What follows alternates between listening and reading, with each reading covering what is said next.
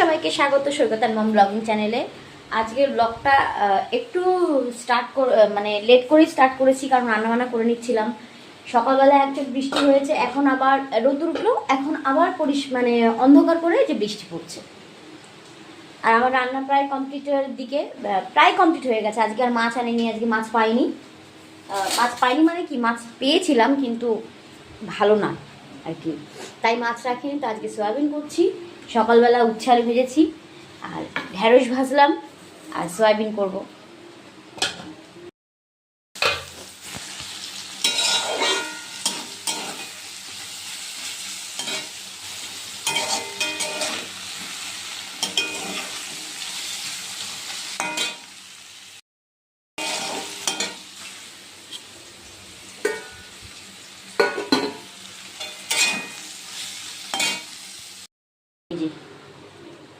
সকালবেলা উচ্ছে ভাজা, এই যে ঢেঁড়স ভাজা, আর এই যে সয়াবিন বসিয়েছি হোক।